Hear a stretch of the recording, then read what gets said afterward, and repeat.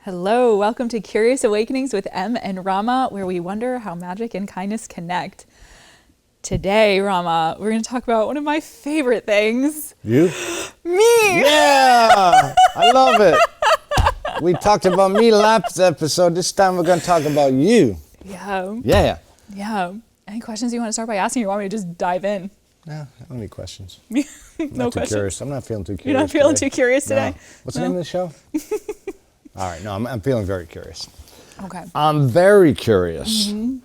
And because you're very interesting. Well, thank you. Yes, you're welcome. and well, I guess my first question is, do you ever find that the more you get to know someone, the more interesting they become? Yes, always. Always. And that's a very example witchy concept. Yep. I think I still find that my first knee-jerk reaction is judgment for new people. Not for everyone, but for people who are different. Right? We were just talking about how wonderful it is that we are different and how that makes things interesting. Yep. But how that, seeing someone and recognizing the differences at first, there's that knee-jerk to judge. But every single time, if I allow myself to be curious, I end up falling in love with the person. Oh. Like always. Always, always. Wow. And it's I suppose it's a blessing and a curse, right? Because it's, I would love to just love everybody, but I don't, There's not enough time. There's not enough time. Not enough we have a space, finite not enough existence, energy, don't we? Right? We have a finite existence. Yeah. So, yeah. That's beautiful. Ram Dass, I was listening to one of his things many years ago, and he talked about falling in love. He says, I fall in love all the time. I fall in love with the checkout lady. Yeah. I fell in love with checkout lady today. I fell in love with the dolphin I was riding on last month. I fall in love with the blah, blah, blah. I fell in love. It's like, yes, if we're present. Again, we talked about yoga last episode. Yeah. There are a lot of parallels there also, are lots of parallels, of course. Yeah. The more we get to know each other, the more common ground we find, the more parallels we find. Absolutely. That's another thing I find with getting to know people. Yeah. Find common ground. Yeah. The more we get to know each other. But yeah, falling in love. We can fall in love with the moment, fall in love with everyone, and yeah, I think the more you get to know someone, right, the more you get to see the way that they care about what they care about, right? That's a great way to say it. Wow. Yeah. That's a great way to say it. Good thing we have that on tape, Mark, because I want to remember that. I want to write that down, but I'm not going to write that down. And when I write stuff down, by the way, viewers, and Emily, you know this, it's just so I can be present with Emily and whoever I'm talking with, and so I can get back to that thought that was in there, let it go, and get back to, and then bring it up later.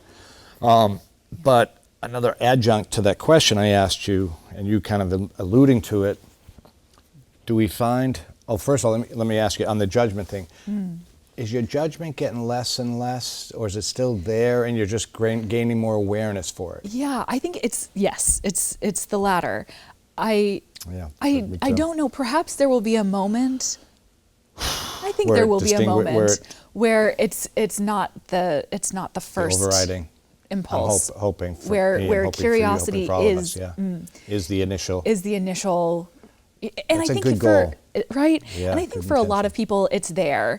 It's perhaps more when there's a more radical difference that at first. A radical perceived difference. A radical especially with the political stuff going on. A radical perceived difference Perceived at first. difference. I like the way you put that. Yeah, I do suspect though there will come a time where I'm just curious, Yeah. And I'm hoping for me too. And then I think, curiosity is I think it's a little bit the needle, right? It finds its way through the threads. It finds its way into those new spaces. Yeah, and it can illuminate the dark spaces. I think so. Yeah. But I think curiosity, without being rooted in compassion, without having the thread that connects, Curiosity without compassion is just cruel, I think. Cruel. Could be. Ooh. Maybe that's too strong a word. That's good. But I do think that, curiosity with the motivation behind it to connect, to find common ground, to love, all that. Well said. That I think is the magic. That is the magic. Right. And this show is all about where magic and kindness connect. So you just put those two together really well. And another adjunct to the question, do you find that the more you get to know someone, the more you like them? For the most part. Yeah. I do. Yeah. Finding that Certainly. more and more. I think I found that pretty much most of my adult aware life. Yeah. The more I get to know someone. Yeah. Generally. I mean, Yeah. sometimes not, but for the most part, 90% of the time-ish. Almost always. Yeah. You know, I do think too that those connections that don't feel good, they tend to just fall away. Right. They tend to fall away, right? And perhaps they come back when we're both ready to, be more curious and connect. There are seasons for things. Right. And too. it's just the more we talk, like just in between our shows today, talking with Mark, getting to know Mark more, getting to know you more, me more, getting all of us, three of us getting to know each other more, finding more common ground, hopefully liking each other more. Yeah. I think we are. Yeah. The more I get to know you, the more I like you. Yeah, same, right? Wow. Yeah. So it's great to be aware of that and to feel that. Yeah. And it's, again, you said it very well. Finding the common ground, finding the magic, the needle that illuminates the darkness, and all that. Because I think most of us are filled with good intentions, good aspirations, and goodness. Yeah, I think so too. Yeah, uncovering that sometimes takes a while. Yes. I guess within ourselves. Yes. So if you want to talk about a please. principle that I feel Yes. is integral to being a witch, it is that self-inquiry, that self-reflection, that turning inward to find both our gifts and our challenges, right? I think Gifts and challenges, opportunities. Yeah, opportunities, right? Finding the places where our shadow is hiding, the shame, the guilt, the fear, the doubt, right? Really, sitting with those because they're part of the human The four experience. pillars of darkness. Yeah, but Fear, it's guilt, doubt, and shame. It's part of the Dark human light. experience. It is dark light. Positive, and it's beautiful negative, too. Yeah. Right? There are moments I try, and I think there have been moments when I'm just, I'm crying in the car, right? I got divorced. I'm in the car, I'm just crying, and I try to just be a witness to myself having that experience and just to see how beautiful it is, right? How beautiful it is to feel. And I think in sitting with it for myself and being witness to it and being present for it, I think it allows me to do that better for other folks too, right? As we sit with our shadow, we become more expansive, better able to hold space and help other people bear that for themselves. Yes, right? that's so you elocute. Is that the right word? Elocution. Your elocution of that is so beautiful and erudite. Thank you. Yeah. I like throwing those words in. Yeah. Elocution and Some E-words. erudite. Yeah. Yeah, they're great words. Yeah.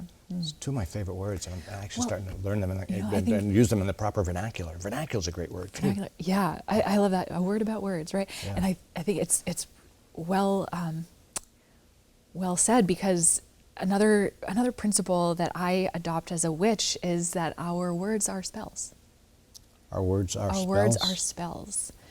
What we say, and certainly when there's feeling behind it, they have tremendous power to shift another person's consciousness, to influence another person, whether that influence propels that person forward or keeps them stuck in some way. But I think, we've talked about the idea of trying to filter what we say, what the three gates. Is it true? Is it kind? Is it necessary? But I think that practice is so important because what we say is a spell. I had a teacher in high school who looked at me one day in class, and we didn't have the best relationship, and I was kind of a nudge. I was kind of a nudge. I'll be honest. But she looked at me one day and she said, "I'm going to shatter those rose-colored glasses of yours." Ooh. And I let her. Yeah. I let her. And that's a spell. That's powerful. Yeah. Yeah. But it takes fertile ground for the spell to take root. So I allowed that to happen, right? Yeah. And it was mean. Maybe that wasn't her intention. And she had her own wounds that I came to learn about later. It Yep. Yeah, she had her, right, that led her to not be so optimistic herself. To attack you. in that Yeah, way. yeah. And To attack but- your positivity. Yeah. But I I've let had it people say happen. similar things to me. Yeah. But I I think you know, it's, they might think it's dangerous, inauthentic, not realistic, not real, not, reality. okay. But it is. It's our reality. We choose our own reality. We do, yeah. We yeah. do. And that's not to say that our reality isn't shaped by the people around us and the circumstances around us, right? I think it's both. It's a collaboration at all times. Yeah, we don't have so much control over what's happening out here. We have a little bit more. Yeah. More. So control words here. are a spell. Words are spells. We And talked so about. the moment. It was last year that I remembered her saying that, and it was like the spell was broken. Wait. What? Tell me a little bit more about that. Path It was a or that moment when I was running. Process. It was a moment when I was running, and I had a memory of that. I was running, actually. I think I was running by the high school Ooh, you where have it a memory happened. of those exact words. Talk about a place holding memory. You know? Oh my What gosh. town? Manchester. Manchester. Yeah. New Hampshire. Manchester, New Hampshire. And I had a memory of that interaction, and it was like, oh yeah, I remember this. I feel how it shifted the way I perceived the world. I recognize that I contributed to allowing that shift to happen. I choose to no longer be under this spell. No longer has power or control over No you. longer has power over me. Good. Yeah. Good. And it's, I think that self-reflection, that self-inquiry that I was talking about earlier, it's a slow, intentional process of sifting through those spells, of finding the program is another word I like to use, because I do think we're kind of like computers. Finding the programs that are running, that we've given energy to, we've allowed them to run, whether because they were serving us or because we weren't consciously aware that they were running, but Yes. But they were nonetheless. Yeah, please. Can I give you an example of Please. how that's Yes. related to me? Yes, please. Two things. One was a spell that, well, I want to be sure I get to both of them, but Yeah, the first one, and you asked me about this a while back, about a former girlfriend from Yeah. way back when. Yeah, yeah. And That's right. and I had yes. just thought about her, and I think I acknowledged to you that she had said when we broke up, she's a Scorpio, and they can be a little bit vengeful. I mean, was a wonderful person, amazing. We loved each other quite a bit, and we're in love, but just didn't work out. But she said to me as we were breaking up, "You're going to die a lonely old man." And those words had power. Talk about Yeah. words being a spell. A spell. That was a spell, yeah. Yeah, I don't think they have power over me anymore. I hope they don't. I don't think they do. Maybe you can Yeah. help me completely release that spell at some Yeah. point. Maybe we can release it right now. Yeah. I release that. Yeah. I release any power that has had over my life, or romantic life, or whatever. Yeah. And I'm not going to die a lonely old man. I am very Right. content Yeah. with myself and with whoever with most people I'm with. Yeah. And my friend Dr. Mike Sperber says, whoever you're with is family, wherever we are is home. So, and he lives that. I do Yeah. my best to live that, Yeah. but not quite as. It's a practice. It's a practice. He's got 94 years of practice. I don't have quite 94 years. Yeah, So yeah. Mike's practiced it for a long For a long time. That's lovely. So that was a spell. Yeah. That probably was hanging over me a little bit, and I don't think this person wants that spell to be over me anymore. Right, Yeah. exactly. But they said it in the moment, Yeah. and there's one other thing I want to get to, but did you have a Please. thought about that? No, go ahead. No. No, I was just going to say, I think, we focused on spells that maybe didn't serve us, or spells programs that we would like to stop devoting energy to. Yeah. But I think we also have the capacity to give each other spells that are really beautiful gifts. Yes, of right? course. Yeah. And to ourselves, I do that every day when I set my Yes. bare feet and bare hands on the earth. I set a spell intention for my day, Yeah. all day, Yeah. certain things. And to have someone Positivity. who you care about, who you know cares about you, Yes. look you in the eye, give you their full attention, and say, you are worthy of all the love.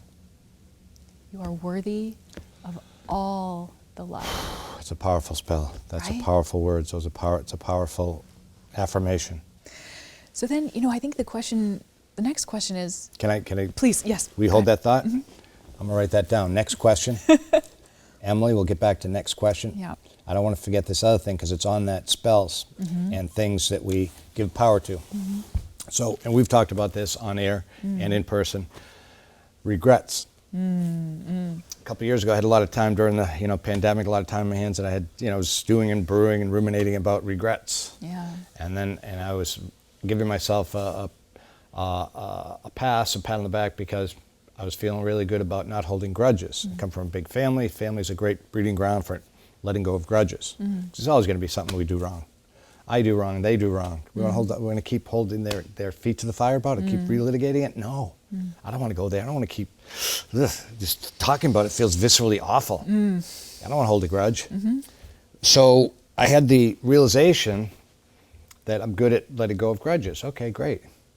And I had the realization that a regret against something I did or didn't do, isn't that just a grudge I'm holding against myself? Ta-da, ding, ding, ding, ding, ding, ding, ding. Light bulb going off. Yeah. Yes, and just that epiphany had power and helped me let it go. And I did the whole thing. I wrote it down, and I was living in Magnolia by the sea at the ocean, so wrote it down, went to the ocean, had a match, burned it, and put it into the ocean and let it. Yeah. I think it had to like really work it to get it out there into the surf, but let it go, go.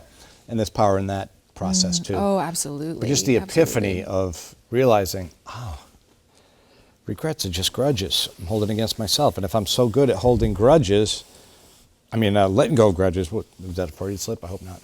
If I'm so good at letting go of grudges, why would I dare hold one against myself?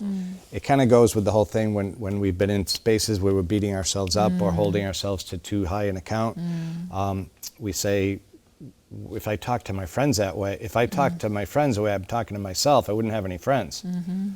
Sometimes the way we criticize ourselves and beat ourselves up, which I've gotten much less good at, much better at letting go of beating myself up, which is very cathartic and powerful. So that kind of ties into what you're saying about spells. I think I had a spell on myself in holding on to regrets. And just the realization that I gave myself, the epiphany of letting that go, that took the spells off of any regrets. And now, it doesn't mean intellectually I don't remember what happened or didn't happen, but it doesn't have a spell on me anymore. Yeah. It takes some of the heat out of it, yes, right? Once you absolutely. understand it better, then you can sort of separate the emotion. And the emotion, remember, is the energy, right? Emotion is energy in motion. And so when I think about spells as programs running in our minds, taking energy, sometimes we don't know what those programs are that are taking that energy from us, right? Yeah. But I think if we can find the thing that we want to put our energy into, if we find the thing we're passionate about, if we find our unique, weird, cool gift that is what we're here to share with the world, and put energy there, like really focus our attention, our awareness, our consciousness there, then inevitably it's taking the energy away from the programs that are not serving us, right? Yes. We can choose where we put it. Perfect. Well, So that way we don't necessarily have to identify every single program that's running. That's running. Another principle that I adopt as a witch, which is it's a holistic outlook on life. It's not, we're not just spirits here, right? We're spirits who chose to incarnate in a body. Spiritual beings having a human experience. Right? We have the experience of the body, of the mind, of the heart, and of course we're a soul here living through all of this. And life is not a purity test. Life is not a purity test, right? We're going, in order to grow, we're going to have to take risks. We're going to have to push ourselves. And sometimes that means making mistakes, but it's through that we learn, right? And I think, to deny any part of that holistic experience is to cut ourselves off from the beauty, the joy, the learning, the good stuff. The You're good so, stuff. Yeah, you're so passionate talking about this. Yeah. Oh God, see it's the my fire. favorite thing to talk about. Yeah. Right. I think, I think sex is a great example. In so many cultures, sex is something that's, it's repressed, right? We're not supposed to have that desire or those sensations, and Certainly not supposed to talk about it or express it but experiences of the body, of the flesh, and it's not just that, right? Like, sex it can be transcendent, it can be spiritual as well. Yeah. Right? We Yeah. don't have to deny. Yeah, I it think is. It there's has been balance for me. Yeah. We find balance. We find the way that feels right for us to achieve balance in these kind of 4 different areas. And we might not have balance in every sector at every moment. The 4 different areas being body, mind, heart, and soul. body, mind, heart, and soul. Yeah. Body, mind, heart, and soul. Body, mind, heart, and soul. This episode, we were going to ask all about, you talked about being a witch, and I guess I haven't really asked point blank, how or why did you wanting to become a witch come about? And let me add to that question. Did it have anything to do with your background of pharmacy, being an apothecary? Because you are a pharmacist, licensed pharmacist. You've done that various times in your life, full time. You're doing it part time now, if I'm not mistaken. And you're doing all these other witchy things. And for our viewers who may not know, and I still don't know, as well as I'm getting to know you, I still don't know, but I'm starting to get, more the spells. Just talking about spells today is giving me a lot of information. But I guess why did you think you wanted to be a witch, and how did that process come about, and when? I guess kind of curious about. It's funny because I don't feel it was something that I chose. I feel it's something that I am and always have been. So I suppose the first connection I felt with that word was when I was in high school. My grandmother was a genealogist and had traced our family lineage back to sisters who were hanged as witches in Puritan Salem. Whoa. Yeah. And so, from a young age, it was there in the periphery of my identity. And then I put any thought about me being a spiritual being far at arm's length away from me because it didn't feel safe. And that had a lot to do with my relationship with my dad. So, so on mom's side, we had, the lineage of the witches. Dad's side, Dad had a spiritual awakening shortly before I was born, but he also had, deep wounds that he was working through, and a lot of anger, and just didn't often feel like a safe person. So for me, spirituality and a feeling of not being safe, not being provided for, became conflated. So I didn't want to be my dad. I didn't want to be spiritual. So kept it away from me. Kept the spiritual at arm's length. And then it was, I think just like the wisdom of getting older, of learning how to forgive, of learning how to have empathy, of understanding better. My dad and I, have a much better relationship now than we ever have. And I have embraced the spiritual part of my being, right? I mean, I was only the body, mind, and heart. I was leaving out a whole facet of my being. So in pulling that back and integrating that into who I am, I think the witchiness sort of came from that balance, or that recognition that I'm all of these. For whatever reason, it's the space that I was called to, that I felt home. And I think it's a space that's pretty wide open. Just like being a human, it's a pretty wide open space to exist within. There's a lot of freedom. Okay. Yeah. So for me, to be a witch is to be a multi-passionate, curious person who I think who seeks to learn both about who I am and about the world, who approaches situations with an eye for the dynamics at play, not just the things happening in the physical world, but the things happening energetically. Oh, yeah. Right. Which led you to be an energy healer. Exactly. Reiki. Absolutely. Among many other things Absolutely. that you're working on. Mm-hmm. Wow. Absolutely. But like tracing the energy flow through Wow. a system, through, yeah. That's big. That's deep. That's beautiful. And I think the idea of reciprocity is very integral to my my witchy being, and that really comes down to we think about witches. Often the images that come to mind are like putting a bunch of ingredients in a cauldron, right? And I think I have altars. I don't have a cauldron. Perhaps one day that will be part of my witchy practice. But I have altars where I'm bringing together different allies, I like to call them, whether that's crystals or flowers or images or symbols. And the idea is that there's reciprocity with each of these allies that I call on, where, the plants that I have, I'm caring for them, right? I'm watering them, I'm tending to them, and they become, like their energy becomes, it's a relationship.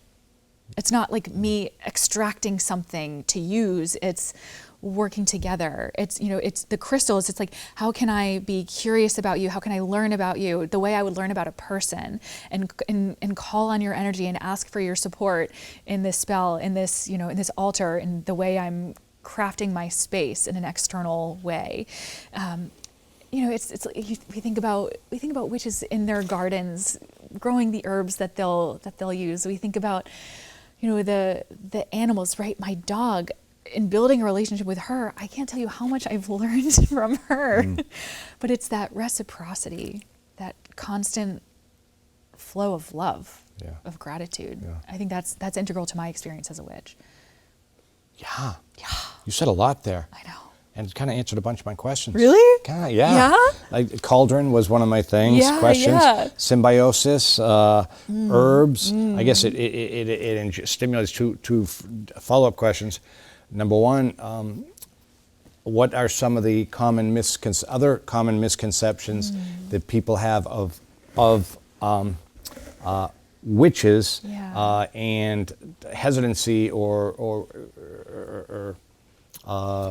things have you experienced when explaining? Or do you feel like you have to explain what it is, or the more you come? I love explaining it. I love talking about it. There's a podcast that I liked to listen to called Demystify Magic.